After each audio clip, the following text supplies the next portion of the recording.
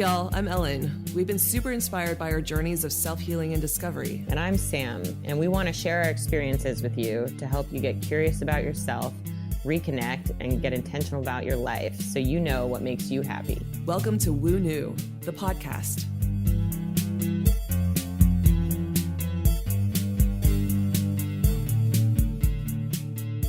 So, I don't know what you were thinking first meeting Sofie, but the way I don't even know if I had like really an idea in my mind with what her tarot reading was going to be like, but I found her incredibly insightful and really, really just spot on with the way she read our tarot cards and then also gave us nutritional and I guess physical exercise things that were based off of her intuitive deduction, I guess.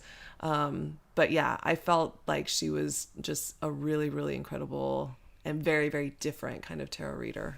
Yeah, she is unlike anyone we've seen. I wouldn't categorize her readings with anybody else's because she puts like hers, not that everyone's isn't filled with like love and compassion and care, but hers, she puts so much time into prepping for it. She came with this like whole packet and then it had all of these recommendations on it, and it was super cool because it felt like you could really go away and do some very small things on your own to address some of like the energetic challenges that came up in the reading, which I thought was super cool. It was very applicable. Yeah, yeah, and I love how she integrated the herbs too in the food. Yeah, which is like so rad. I was like, this is the most amazing thing. And in mine, she had done mine like the only day that I had run out of cinnamon for this tea that I make every morning, and she told me that I needed cinnamon, and I was like, oh my god, I can't believe that she knew that. Yeah, it was really insightful.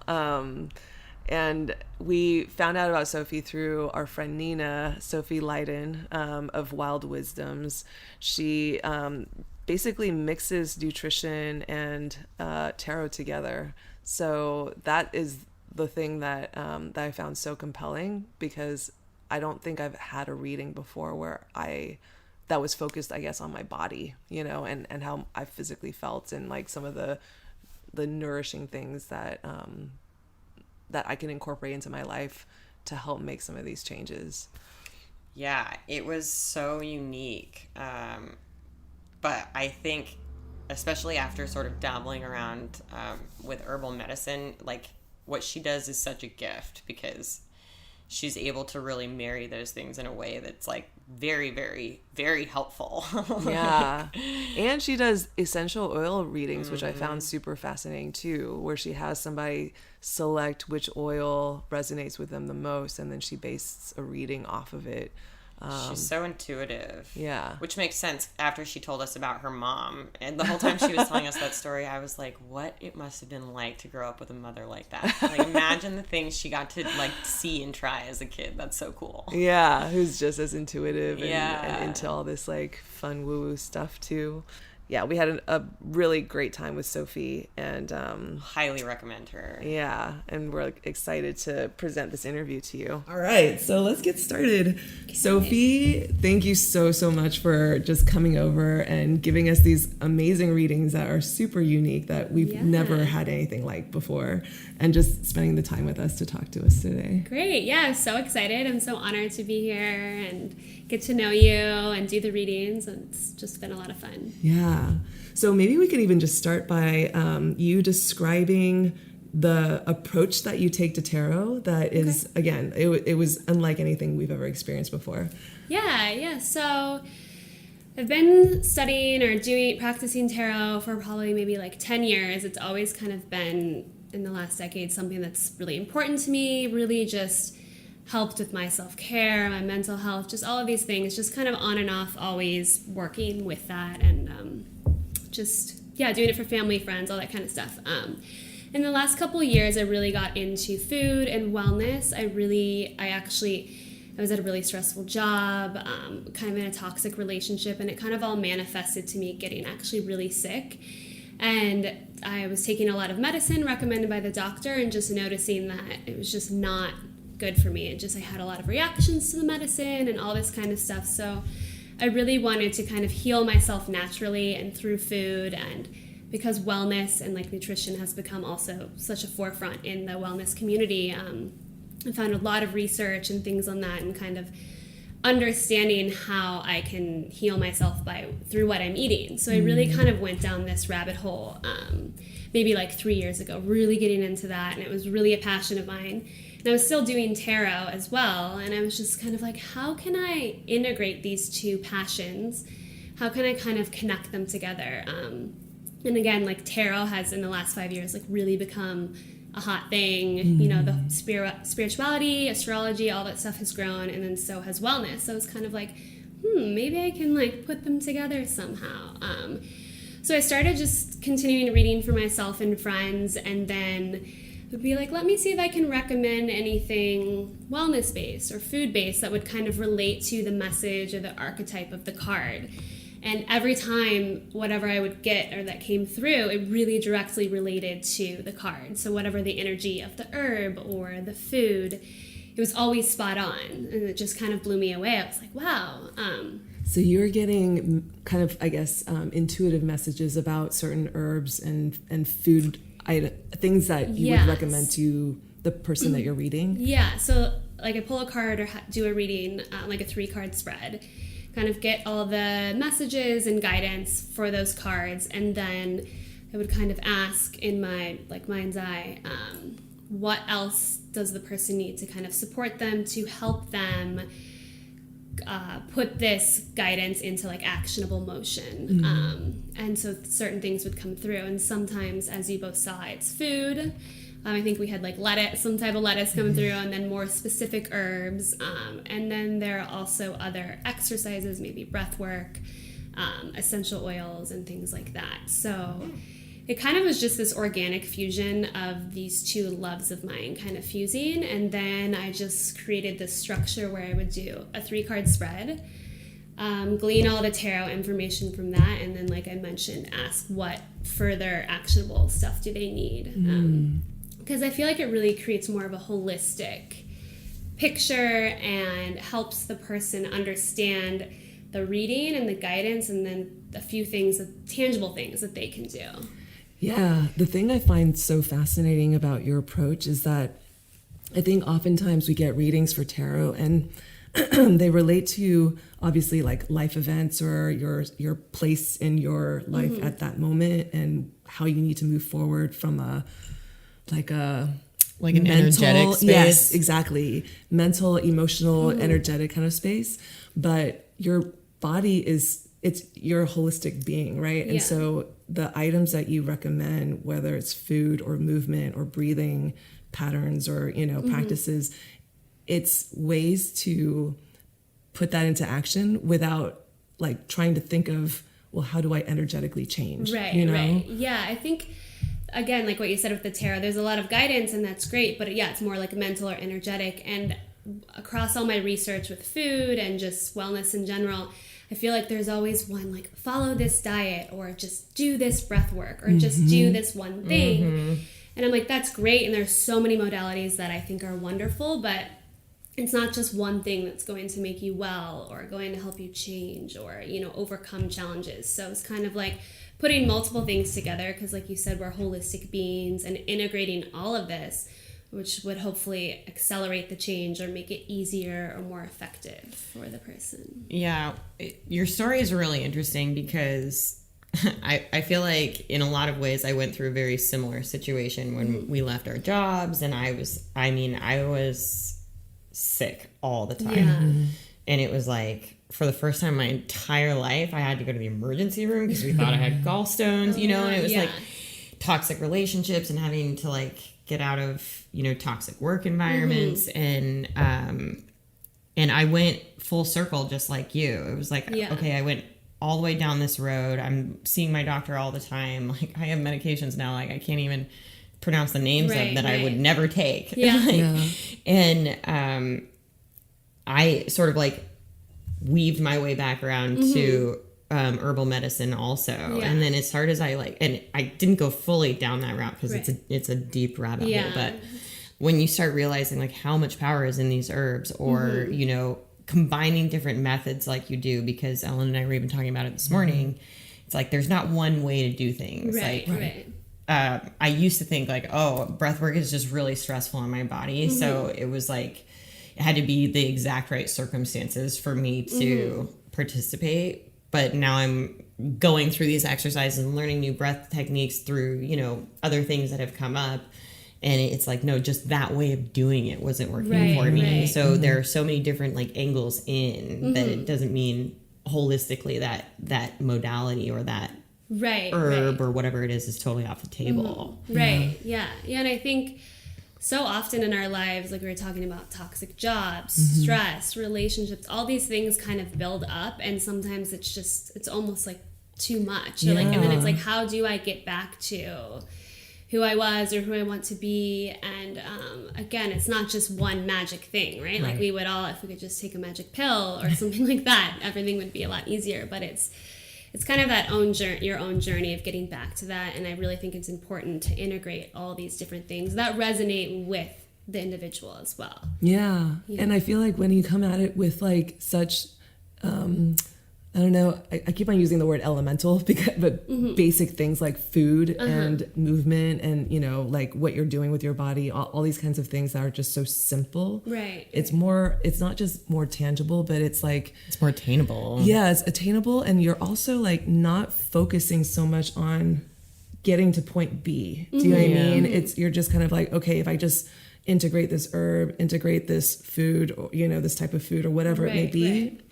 hop, bounce, whatever, you know, then at least it's something that like I can focus on. That's not the bigger issue that I'm trying to get out of, you know, and it becomes more, I don't know, easier. Right. Easier That's road. also the process of as I do the readings or as I was kind of coming up with this is it's like, I didn't want it to be like you have to do this huge thing, right, that's going to take up your whole day or meditate for 3 hours or whatever it is. I wanted it to be, because there are a lot of little things that really can add up, that really can make a difference if we implement them. And that's also what I saw with my own healing and my own self, just changing a few things in my diet, taking a few minutes to, you know, do X, Y, Z. And then it really compounds, you know, and really then builds up. And I just saw these effects, and then working with people and kind of just this, how everything integrated, it really just kind of came together.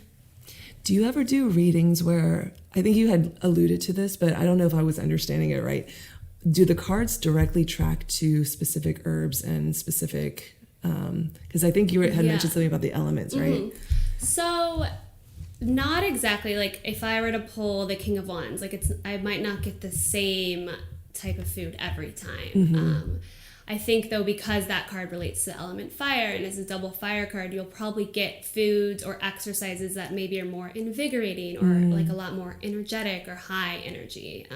You know, maybe spicy, like chili pepper or things like that, but I might not get that for every person. Okay. So, because I've thought about that, like, oh, can I kind of like make a system? Formulate. Yes, Yeah, like make formalize it, yeah. Because I'm like, oh, that'd be really great. Like, oh, you got this. Like, bam, here are the 5 things. But I still think it's unique to that person's energy and then the other surrounding cards and kind of, again, like this holistic approach. Yeah. It's actually, I think it's a really, really great approach because it allows everybody to sort of test and try things based on how their bodies are responding individually. Like, I mean, there is, in theory, like a standard program. It's TCM, you know, like just, you know, or you can work with like Ayurvedic herbs in certain ways, but even then it's like any herbalist that I've ever talked to is like, well, you have to really listen to your body. Like if it stops tasting good, your body's telling you you've had too much of it. Yeah. Or,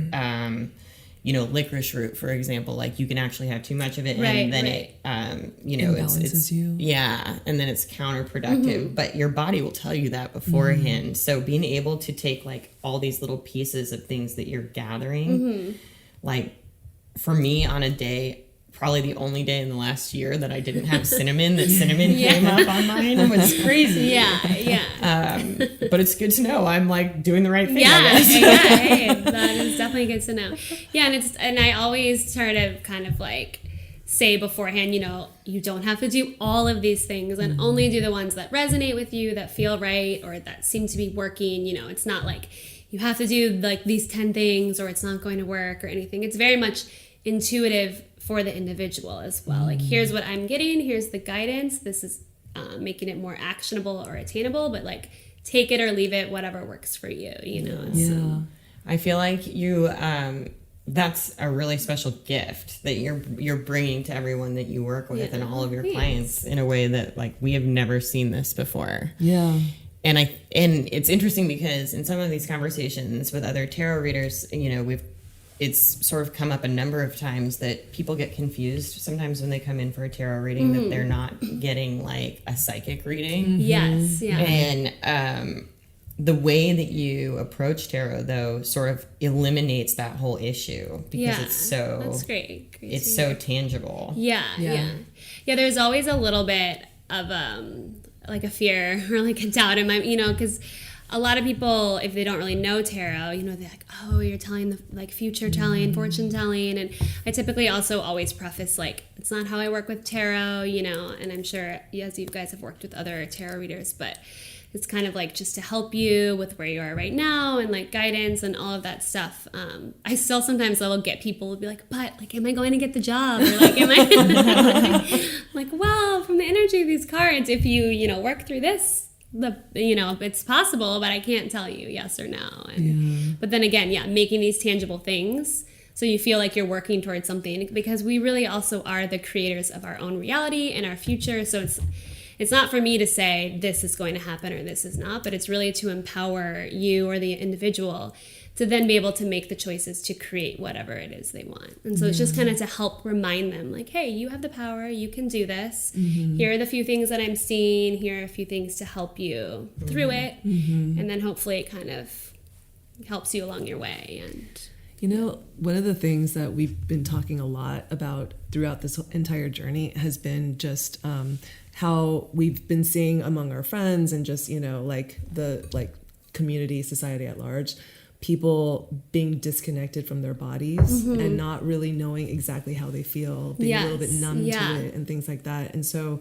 I feel like with your approach too, what it's doing almost is getting people to refocus on, okay, if I take this herb or if I do this movement or this breathing pattern, how do I feel? Like physically, how do I feel? And to actually track that. Because I don't know if people are necessarily being like inspired to do that, you know? They're just in this kind of like repetitive hamster wheel where everything's just so focused on like what's in front of them that I feel like this also gets them back into their bodies too, which is kind of like pretty rad, you know? Yeah, that's great. That's exactly, because again, as I was like studying and learning all this stuff and testing on myself, I just felt like it's so important.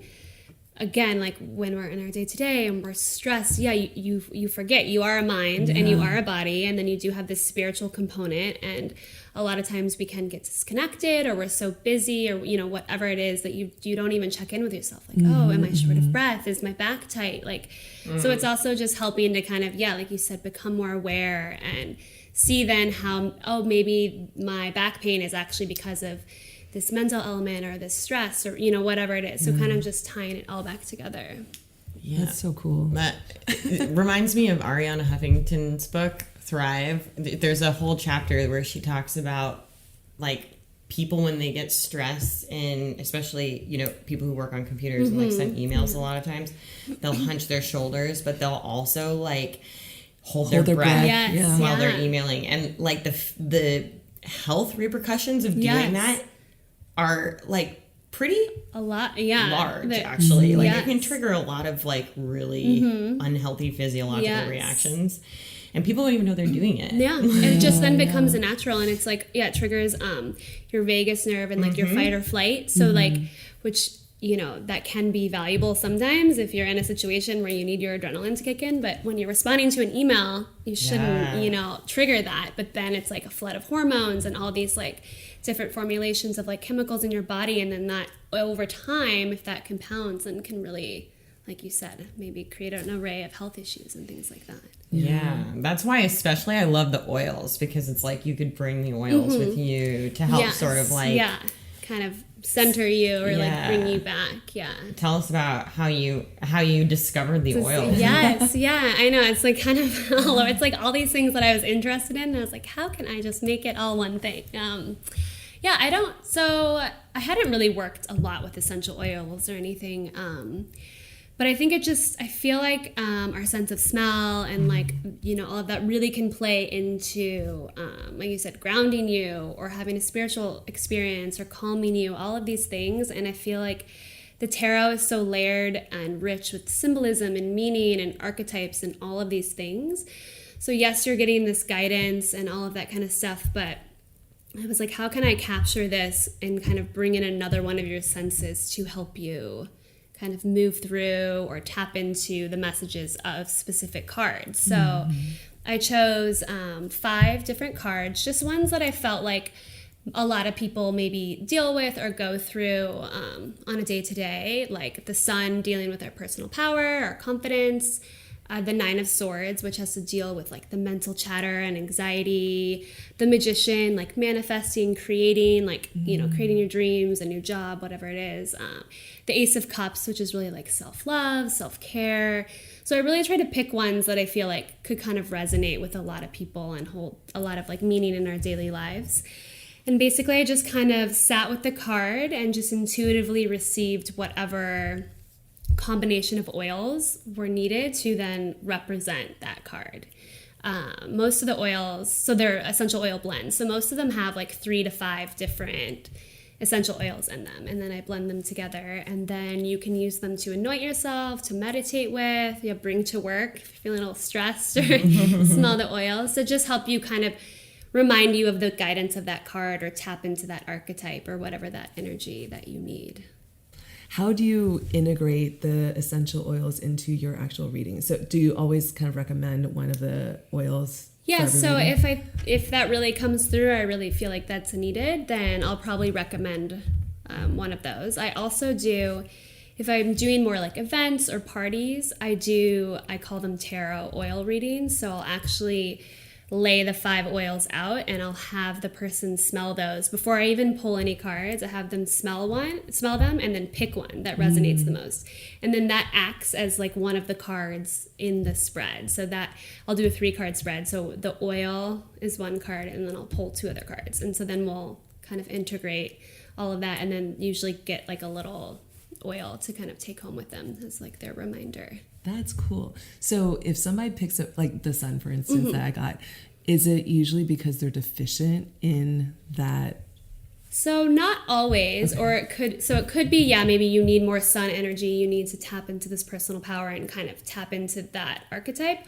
Or it could be like you're already there, you're working on that. So just as like a reminder to continue building this up, to continue like expanding and all of that kind of stuff. So it can go either way. That's why I like to also pull like 1 or 2 cards to kind of clarify. So then you can see like, oh yeah, maybe it needs to be this or this. How did you get into tarot in the beginning? So I grew up, my mom is an intuitive. She's always, for as long as I can remember, like she started muscle testing and I love muscle testing. Yeah, she probably did that like 20 years ago, and like we're having like random clients come to our house, and I just remember being like, okay, this is normal. And then she started doing intuitive readings, kind of where she can just connect with the person and receive intuitive downloads and then kind of work with them through that. Does she do that still professionally? Yeah, she still does that. And then she's a heart center hypnotherapist. She's also was a marriage and family therapist. Like that was like her initial thing. And then it kind of like spread into all this other stuff. So I kind of like always grew up with all of these kind of metaphysical things, and they just kind of seemed normal. So I was always curious, kind of just would read books or like, have conversations with my mom and all that kind of stuff. But then I went to college and just kind of, lost some of that. And then my mom called me one day and was like, oh my gosh, I just got a tarot deck. You have to go get one. Like, I think you would really enjoy this. I think you would be really great at it. Like, you should go get one. And I think she had gotten hers at like Barnes and Noble. So I was like, gonna go to Barnes and Noble, like in the early 2000s. And I went to college in like a small town in Illinois, like Southern Illinois. So I think I called before. I knew they had like a tiny metaphysical section, and I went there, I got the Rider-Waite tarot deck, and I think they had a book on like how to read tarot. And I just started like playing with the cards, reading the book, reading on myself. And of course all my roommates were like, ooh, like what's that? Like read for us. And so it was just kind of was like the jumping off point. And I feel like it just did so much for me. It just really like cracked open, it deepened my intuition, just really, you know, if I was going through a hard time, all that kind of stuff, I would always just go to my tarot deck. And for a long time, for probably like 5 years, I mostly just did it for myself and kind of, and was just self-taught, just whatever, I mean, reading some stuff online, but... Was it more fun for you then, or were you actually working through some stuff? Probably a little bit of both. I mean, sometimes it was fun, and then sometimes, yeah, if I was having a bad day or, you know, break up or anything, like then I'd really pull a lot of cards. Like, wait, are you sure? Are you sure? No, I don't want to hear that. Or it'd be like, fine, I'm not gonna pull cards, because I know they also always, you know, will call you out, like if you're like, really, come on, I wanted a good card. Yeah, so really for good challenging times, just anything. And then so then I lived in New York for a little bit, and then I moved to LA, and that's when I had all that health stuff. And then I went to see an Akashic record reader, actually, and some of the messages that came through, it was like, oh, that one thing that you used to really do all the time and really like you should go do that again. Had you stopped for a little bit? I had kind of stopped. I was busy with work and just all the other stuff. And I had actually recently been thinking, oh, I want to take a class and just like kind of have more of a formal education. But I think I missed the deadline or something. And so like it really came through like, no, you need to go do this. And it recommended actually that I go to House of Intuition and I like work with this specific healer there. Oh, that's funny. Wow, and that's cool. I looked like the next day and her tarot class was starting like a week later, and I like signed up, and I was like, okay, this is it. So then I really deepened like my tarot knowledge and education, and she is actually a Hermetic. She studies Hermetic Kabbalah and Hermetic magic. So she really has like such a unique lens on the cards, and just also like blew my mind. Like, I already thought tarot was like amazing, and then I was like, wow, this is like so incredible. What was the class like? I'm so curious, just because I don't think I've seen maybe I'm just not looking. Like I haven't seen a tarot class offered, but yeah, I'm just curious. Like, yeah, so the woman, her name's Naha. She's like the best. She's actually opened her own Hermetic magic school, which is like around the corner from here. So she helped like open the original House of Intuition, and then she was a teacher and taught all these courses, and she just recently left and founded like her own school. She's like the best. She studied under like real wizards. Wow. And like knows like everything about everything magical. I feel like. That's amazing. So she was really great, but so basically, there were a lot of people in the class too, because I was like, oh, do people like, know tarot? There were probably like 30 plus people in the class. Yeah, and it was, I think, an 8-week in-person course. And so basically we just went through kind of the history of tarot, was like the first class. And then we went through the whole major arcana, which is like the 22 cards. And then we went through the minor cards by number. And then we learned about the elements and the suits and all of that. And we had like a workbook. And then our homework was always like practice. She gave us a list of like a bunch of 3-card spreads. And then we had to record what we got each week to kind of see any synchronicities or kind of to understand like, oh wow, this week all my readings kind of really related. And like, that makes sense. Wow. Yeah. And then the last class, we actually then did readings on each other. It was kind of like, okay, now you're ready, like read on each other. So it was really cool. Yeah, that sounds really fun. Yeah, it's really fun. Like even just if you're interested. And she's really great. Like she explains it in a very like succinct and like it's full of a lot of like meaning and magic, but also very straightforward when if you know nothing about tarot. There were some people who were like, I literally just bought a deck today and I've never even like held a tarot card. And then there were people who were like, I'm a professional reader and Wow. Yeah. But she kind of got all areas of it. But yeah, she's really great. And then she also offers advanced tarot, like one-off classes too. And wow. Yeah.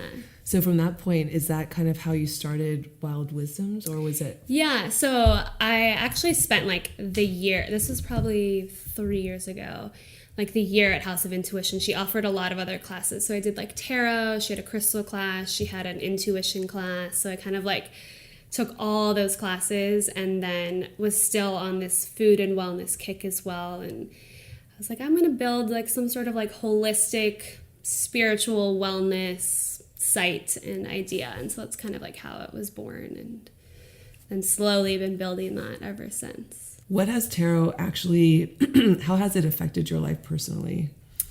Yeah, that's a good question. Well, I think it's definitely strengthened, and I think I mentioned, and deepened my intuition. And the thing I love about tarot is it's like stood the test of time, you know, and it's an ever evolving tool. And it's really great because each person can use it and it can affect them differently. They can have their own like lens and view on it. And so I think that's really great because it really helps you to get to know yourself better and to understand yourself, and to, as we talked about, also calling you out sometimes, what you're going through, what you're like refusing to look at. And it's also really helped, I think, boost my confidence, just kind of who I am and expressing what I have to offer. Kind of what we were talking about earlier with like the taking up space and this divine masculinity and also the divine femininity, kind of fusing these two together. But really, I think boosting my confidence and knowing, being more secure in who I am and what I have to offer too. Do you ever does your mom do readings as well? Or do you guys like do readings on each other? So she typically will now just always call me and be like, do a reading for me? You're like, I pulled this card. I hate that card. What does it mean? I'm like, okay, well, don't calm down. Like, it's not a bad card. She's like, I get this all the time, you know, or because she's really does more like intuitive. I mean, she can totally read tarot, but she's like, I feel like you're now the master. You know better than I do. So, yeah, That's like, really cool. Pull me a card. I'm feeling stuck or whatever, you know, it is. I'm like, okay. Yeah, my family, they're always like, can you do a spread for me? Just like voice memo the reading to me. Like voice memo the reading to me. My family's a huge voice memo texting group. That's so funny. Send a photo and like a 4-minute voice memo. Like, oh my God, I love it. Yeah. Do you have any rituals or things specifically that you do to get yourself ready for a reading? Because I know you're probably like one of the only tarot readers that we've come across too that pulls cards in advance. Before, yeah. Yeah, so I can do like live readings where I don't have to, but I feel like sometimes being able to pull them in advance, I can just have more time to like really get the full messages of the card and then be able to incorporate all the wellness things as well, like really, and then sometimes research them. If I get something, I'm like, oh, I don't know what that is or how that works, you know, so it just allows me to have more time and space to really like flesh it out. But yeah, I typically try to meditate before. I call in like my guides, angels, all that kind of stuff to kind of help me become grounded and clear and act as like a clear channel for the client or the person getting the reading. I always have, I'll show you, I keep a combination of crystals in my pocket. Wow. Kind of to like, so these are, I have black tourmaline, which is like to ground and protect against negative energy. And then I have a couple, I think I have a sunstone and I can't remember a lot of the names, but they're basically Ocean Jasper. Yeah. Yes. Yeah, I don't know. I went and I was That's like, I picked rose them. quartz, right? No, this is some other fire one. It almost looks like a carnelian, but...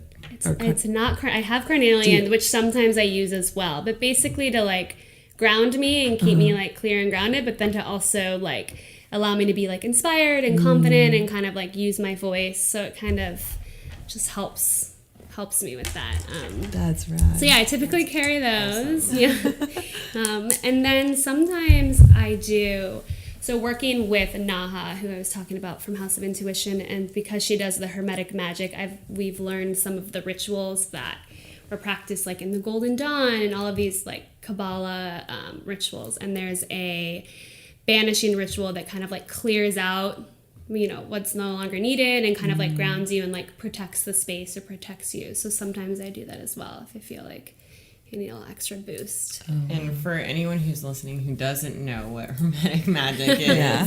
I actually don't know if I know. Okay, I don't want to like butcher it because I am a novice. That's something I'm like also kind of currently studying as well. But basically, so Kabbalah, not like from fully like Judaism or, you know, Madonna wearing like the red thing. Not that kind of Kabbalah. It's Kabbalah with a Q. But it's basically from the beginning of like ancient Egyptian times. And so from their ancient Egyptian practice, Hermes, who's like, you've heard of the god Hermes. So he was like the all-knowing wise one. So his lineage dating back from kind of like ancient Egypt. And then mystical Kabbalah coming from a lineage of Judaism, but slightly different than the one we talked about. It's like those two things kind of merged together to create Hermetic Kabbalah, which is kind of like the Western mystery tradition. And it was like these two things had a lot of similarities, and they kind of came together and crossed over. And that's where you get like the tree of life. I don't know if you've ever or are familiar with that. So the tree of life, but basically tarot is like a huge tool used. Like tarot connects back to the tree of life. It connects back to all the planets, to the signs. So like everything is like interconnected. So probably kind of butchering it, but that's kind of like the general. And so they really study the tree of life and kind of as a key or like a map to kind of reach a higher state of consciousness. That's where the initial idea of like alchemy, instead of like not actually turning lead into gold, but turning like your physical state into a higher level of consciousness is like kind of what they study. I see. Yeah. So that's also studying with Naha. You learn all this stuff about the tarot, how it's related to that, which is really cool. I feel like kind of unique. Yeah. Do you feel like that's changed your approach at all? Yes. Yeah, I think that definitely it deepened it. I just, you know, totally new like perspective and lens too. And yeah, you can actually like look at the tree of life, and there are different pathways and spheres. And it's like there are 22 paths on the tree, which actually relate to the 22 major arcana. So it's kind of like a little map of how to like get to the top of the tree of life. And is that how, I mean, it was explained to us that the tarot, like all the major arcana actually all the cards represent a state of human consciousness. Is that how the tree of life actually, is it just the, not culmination, but the levels, I guess? Or? Yes, kind of a little bit. Again, I'm hopefully not butchering it too badly, but yeah, so you have the tree of life, which almost kind of looks like a kite kind of shape. So you have the bottom, which is like earth, like the kingdom of like where we live in this earthly realm, and then basically how to ascend to other like higher levels of consciousness and frequency. And by doing so, you go through the journey of the major arcana, where you start as the Fool, kind of like this innocent, this new beginning, it's 0, and then you work your way up to 22. Gotcha. Major arcana, yeah. And is it all through rituals and things like that, the practice? So, yeah, I think if you really get deep into it, there are a lot of rituals. Again, I've only learned like 1 or 2, just being such a novice, but then also learning just all the different points on the tree have different meanings, and then they also all relate back to the Hebrew, a letter in the Hebrew alphabet as well. So it's like really intricate. Yeah, it's like opens just like so many more layers relating to tarot and just like life in general, numerology, astrology, like all that kind of stuff. I was going to say, part of what I really loved about your readings was that you did include like the planets and the numerology to sort of like help explain like the full scope of what you were getting. Right. Yeah, that's one thing I really learned in this class, again, is I didn't know fully like all the planets or the signs, and I just really like took it to a new level for me. I'm curious, and you may not have an answer for this. This is like something I've been pondering, like, because we've been obviously doing a lot of studying and research and kind of like going into our own sort of like spiritual journey, right? And you know, Sam's very much like on her journey and like doing like working with a lot of energy and stuff, and I've been really fascinated by like, well, breath work is one thing, but like Akashic and you know all that stuff too.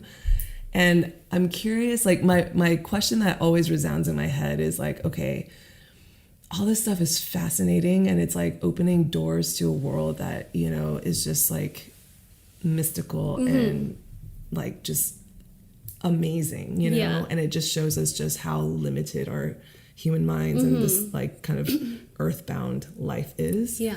But ultimately, like, how do you apply all these learnings to human life? To like, life. Yeah, you know? I know, there's like so many things, like how do you... Yeah.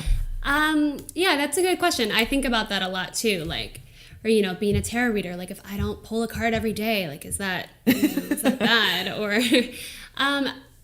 yeah, I feel like I also take things kind of in strides or like what I'm really interested in. So maybe I really study that and I learn a couple things that I can incorporate, and then I'm studying something else and I kind of, you know, again, just fuse them together. And I think whatever intuitively feels right for you, you know, it's like, it's a full moon. And sometimes I'm like, I'm just too tired. I can't, like, does that make me like a bad, like, I know. Spiritual, you know? I was literally like, okay, when can I do my full moon ritual today? Yeah, like, you know, exactly. It only becomes like a thing, you know? So I'm also very much like, it's just kind of what works for you and like what you feel like maybe you need at that time in your life or at that moment, and kind of taking those things that really resonate with you and then kind of allowing that to be your own magic or your own like ritual.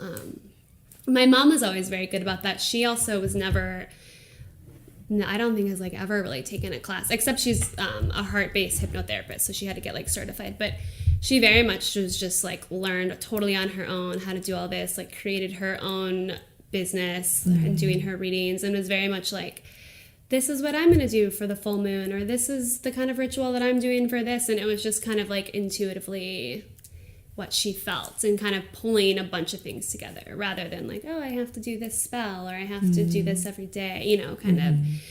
So that's kind of how I approach it, just what works for me now or what I feel like I need, and try not to be too hard on myself, because then I feel like you can be like, oh no, I didn't do this or I didn't do that, you know, I'm supposed to do all these things to be this like magical spiritual person. So and it's like the guilt overrides the whole point. Then that's like the whole purpose is to like, you know, better yourself and all this stuff. And then if you're feeling guilty or like ashamed or stressed, anxious about it, I do try to meditate every day. I feel like that just always kind of keeps me grounded and but sometimes even I don't have time for that, and then I'm like, oh, should I feel guilty? I know the days that I don't get to meditate now, I'm like, ugh.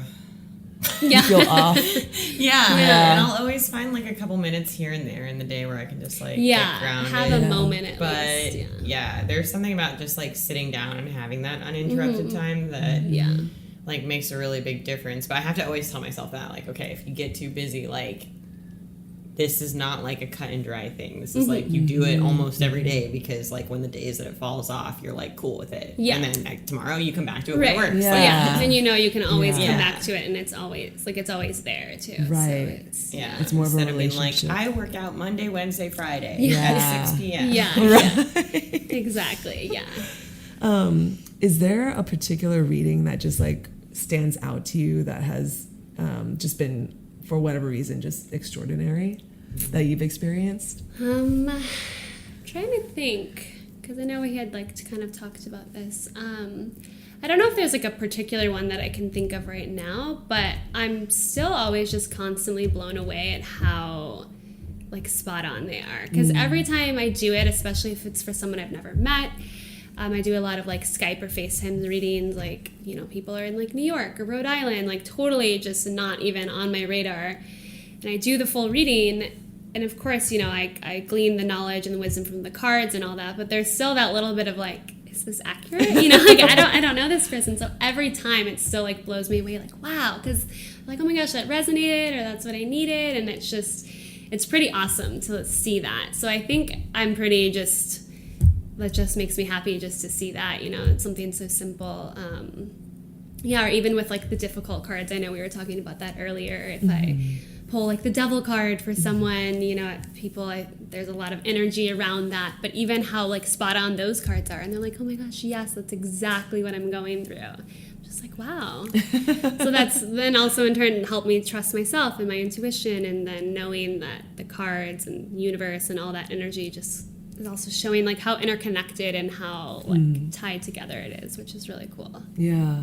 No, that's really, really special. I feel like even when I'm doing breath work sometimes, like some of the things that come through, it also is kind of this like, I don't know if this is going to resonate. Yeah. Maybe this is just me having a weird feeling. Like, you know? And sometimes it's hard to discern. Like, is that just my random thought? Or like, is this, do they need to hear this? Exactly. Or, Exactly. And I usually just go with my gut and say like, this may apply. I'm not sure, but you know, and I kind of caveat it. But yeah, I'm also learning how to like just trust my own intuition as well. And just like kind of present the information, yes, and not necessarily weigh it down with my own sort of like fear or you know. Yeah, because then when we start to like think about it or overthink about it, then it almost like takes away from like totally. Yeah, and then you're like, it was definitely in my head. Yeah. Because now I've like come up with every then rational it's like, reason that I could have like had that thought. Yeah. For those of us, I mean, I'm like starting this kind of daily practice of pulling a card and like looking at it, seeing if I get anything from the image, any sort of like intuitive like reading from it, and then I'll look at the book, and then, you know, it's become kind of like a little practice of mine. But I'm curious, like, do you recommend those of us who want to learn to take that class, or is it good to learn on our own, or is there I think, you know, it could go hand in hand. Like if you are interested and think, oh, I want to take a class, I want a little bit more of like guidelines for like a formal education, I think that class is really great, because then she also encourages you to pull a card every day, to sit with the card. I mean, her whole thing is, yes, I can tell you, you know, the basic meaning of each of these cards, but it's really what it means to you. Like that is the most important message of the card. So she's like, it's not what I'm telling you, like, oh, the Queen of Wands means this and that's what it has to mean. It's like, here's some general, you know, outlines or like symbols and things that it relates to, but what does it mean to you? And I think that's what makes it so profound. That's actually such an important point, because I think when you look at, you know, the cards, and they're the same cards in every deck, more or less, you know, and you always think that there's like a right answer, you know? Sorry, she also actually kind of discourages, like, of course you can look up things online or look in the book, but she's like, those books are so like limited, right? Or looking online, like it just gives you like a very concise, like, here are a few adjectives and here's what it means. And then it's like, which is great, especially when you're first learning to understand the basic like underlying, you know, ideas of the card, but then seeing how you can further or get any other messages. So yeah, I think a great way to start is kind of what you had said, pulling the card, maybe sitting with it for a couple minutes, seeing what comes through, then understanding the general knowledge by looking it up. And then I always like to leave my card like out, like I have a little altar like on your desk. So then throughout the day, you can kind of think about it, and then maybe something happens or like a thought, and then you're like, oh yeah, it totally like relates to that card. Because sometimes I'll pull cards and I'm kind of like, okay, I don't know. Yeah, I mean, I know what it means, but I don't know if I like fully connect with it. But then like later in the day, and I'm like, oh my gosh, yes, like I see how this kind of comes full circle. Yeah. Wow. So I think that's a really great way. And then if you are interested in taking a class, I hands down recommend Naha's class. Like she's the best, like I said. So. Gosh, I had no idea she was like right around here. I'm it's totally gonna take advantage of that. that. That's 22 teachings. She also has like astrology class, like a dream circle. They have Monday night meditations, like full moon, so like they have any like magical thing. You can also go there.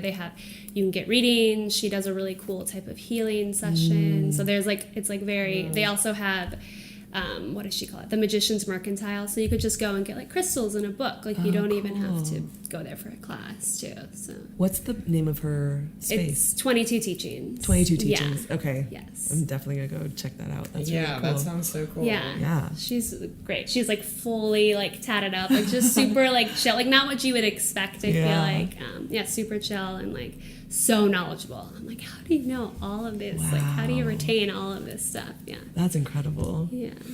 I think, again, like, if people are interested in tarot, like, it doesn't have to be so by the book, you know, like I've kind of formulated my own way that works for me, and just kind of encouraging and empowering people to do the same, to just, again, it's so personal and it's such a great way for self-discovery and all that kind of stuff. So just like do whatever you think feels right, and I think then that's right.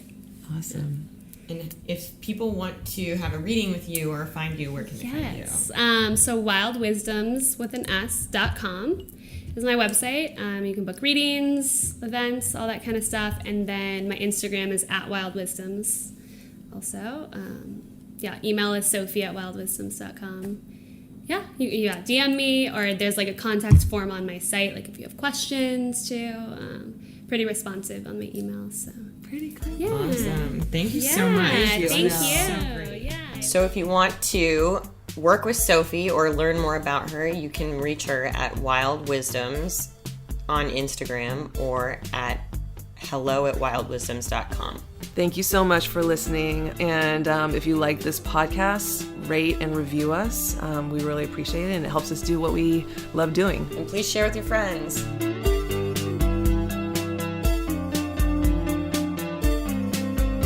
Music for Wu Nu is composed by Adam Miller.